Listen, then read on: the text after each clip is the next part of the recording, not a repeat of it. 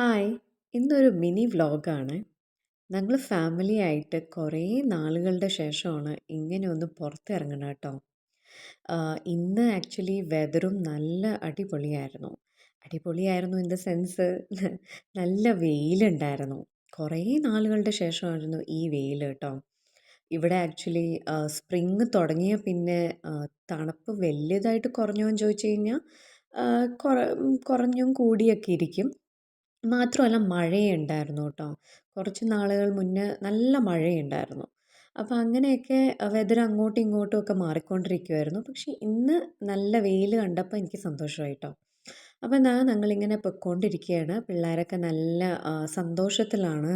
അവർക്ക് ആദ്യം ഞങ്ങൾ കയറിയത് ഒന്ന് സമ്മർ തുടങ്ങിയതുകൊണ്ട് തന്നെ സമ്മറിൻ്റെതായിട്ട് ഡ്രസ്സസ് എടുക്കാനായിരുന്നു.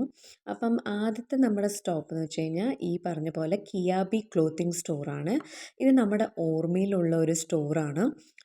ഇവിടെ കിഡ്സിനായാലും മെന്നിനായാലും ലേഡീസിനായാലും എല്ലാവർക്കും നല്ല ഒരു അഫോർഡബിൾ റേറ്റിലാണ് കേട്ടോ ഇവിടെ കിട്ടുന്നത്. മാത്രമല്ല അഫോർഡബിൾ ആയതുകൊണ്ട് തന്നെ ക്വാളിറ്റിയിലും ഒരു വ്യത്യാസവും ഇല്ല കേട്ടോ. ക്വാളിറ്റിയും അതേപോലെ തന്നെ വളരെ നല്ല ക്വാളിറ്റിയാണ്. എനിക്ക് തോന്നുന്നു ഞങ്ങൾക്ക് കൂടുതലും ഞങ്ങളുടെ പിള്ളേരുടെ ഡ്രസ്സസ് എല്ലാം ഈ കിയാബി സ്റ്റോറിൽ നിന്നാണ് കേട്ടോ. ആരെങ്കിലുമൊക്കെ മാൾട്ടയിലുണ്ടെങ്കിൽ എല്ലാവർക്കും തന്നെ ഇത് അറിയായിരിക്കും. ഓർമ്മയിലുള്ള കിയാബി സ്റ്റോറാണ്.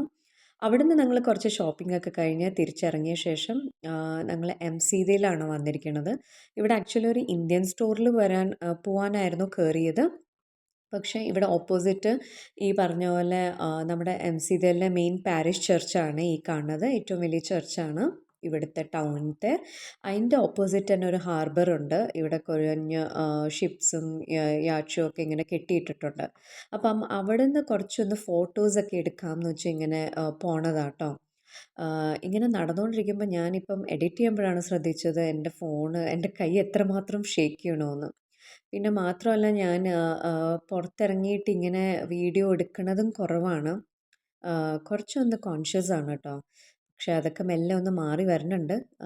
നമുക്ക് മാറണമല്ലോ. ഇത് നമ്മുടെ ഇവിടുത്തെ സൈറ്റ് സീയിങ്ങിനുള്ള ബസ്സാണ് ഈ പോയത്. അപ്പോൾ ഇത് ഓൾമോസ്റ്റ് നമ്മളിങ്ങനെ ഈ ഹാർബറിൻ്റെ അടുത്തോട്ട് എത്തിയിട്ടുണ്ട്. ഇവിടെ ദാ 2 പീജൻസിനെ കണ്ടു. അത് കണ്ടപ്പം എൻ്റെ ദീക്കുട്ടി വളരെ എക്സൈറ്റഡ് ആയിരുന്നു. അതിനെ പിടിക്കാനുള്ള ശ്രമത്തിലായിരുന്നു അവൾ. ഇനി മൊത്തം കണ്ടില്ലേ പുറകിലോട്ട് ഓടണത്. അപ്പം ഞാനിങ്ങനെ പറയുമായിരുന്നു സൂക്ഷിച്ച് പോണേ, അങ്ങോട്ടേക്കൊന്നും പോവല്ലേ എന്നൊക്കെ. അപ്പോൾ നമ്മളിവിടെ ഇരുന്ന് കുറച്ചൊക്കെ ഇങ്ങനെ ഫോട്ടോസും കുറച്ച് നേരം ഇങ്ങനെ ബെഞ്ചസ് ഒക്കെ ഉണ്ടായിരുന്നു കേട്ടോ ഇവിടെ ഇട്ടിട്ടുണ്ടായിരുന്നു. അപ്പം അവിടെയൊക്കെ ഇരുന്ന് കുറച്ച് നേരമൊക്കെ ഇങ്ങനെ ടൈം സ്പെൻഡ് ചെയ്ത് നല്ല വെയിലും ഉണ്ടായിരുന്നു. പക്ഷേ എനിക്ക് ഇഷ്ടമായി ട്ടോ. ക്ലൈമറ്റ് എനിക്ക് ഒത്തിരി ഇഷ്ടമായിരുന്നു. ഈ ഒരു നല്ല കുറേ തണുപ്പിന് ശേഷം ഒരു വെയിൽ കിട്ടുമ്പോൾ ഒരു സന്തോഷം തന്നെയാണ്. അപ്പോൾ ഞങ്ങളിവിടെ അടുത്തുള്ള ഒരു ഇന്ത്യൻ ഹെറിറ്റേജ് എന്ന് പറഞ്ഞ റെസ്റ്റോറൻറ്റിൽ കയറി. ഇവിടുത്തെ ഫുഡ് നമുക്ക് പൊതുവേ ഇഷ്ടമാണ്. ഞങ്ങൾ ഇടയ്ക്കൊക്കെ ചിലപ്പം ഓർഡർ പറഞ്ഞാൽ ടേക്ക് അവേ എടുക്കാറുണ്ട്. പക്ഷെ ആദ്യമായിട്ടാണ് കേട്ടോ ഇവിടെ വന്ന് കഴിക്കണത്. അപ്പോൾ ഞാൻ ആദ്യം തന്നെ ഞങ്ങൾ സ്റ്റാർട്ടറായിട്ട് കട്ട്ലറ്റ് ഓർഡർ ചെയ്തിട്ടുണ്ടായിരുന്നു. ഇപ്പോൾ ചിക്കൻ ലോലിപോപ്പാണ്. അപ്പോൾ ദിയക്കുട്ടി ഞാൻ ഫോർക്കും നൈഫും ആയിട്ട് കട്ട്ലറ്റ് കഴിച്ചപ്പം അവൾക്കൊരാഗ്രഹം അങ്ങനെ കഴിക്കാൻ. അപ്പോൾ അവളെന്നോട് ചോദിക്കുകയാണ് ചിക്കൻ ലോലിപോപ്പ് അങ്ങനെ കഴിച്ചോട്ടെ എന്ന്. പിന്നെ ഒരു വിധത്തിൽ അവളെ പറഞ്ഞ് മനസ്സിലാക്കി ഇത് ചിക്കൻ ലോലിപോപ്പ് ഇതൊന്നും വെച്ച് കഴിക്കാൻ പറ്റില്ല. നീ കൈ കൊണ്ട് തന്നെ കഴിച്ചാൽ മതിയെന്ന്. അപ്പോൾ നല്ല ടേസ്റ്റി ആഹാരമായിരുന്നു കേട്ടോ ഇവിടുത്തെ. അപ്പോൾ എൻ്റെ ഫേവറേറ്റ് ആയിട്ടുള്ള ബിരിയാണി വന്നിട്ടുണ്ട്. ബിരിയാണി വന്നാൽ പിന്നെ ഒന്നും നോക്കില്ല. കൈ വെച്ചിട്ടൊക്കെ തന്നെ നല്ല രീതിയിൽ ആസ്വദിച്ച് എൻജോയ് ചെയ്ത് കഴിച്ചു കേട്ടോ.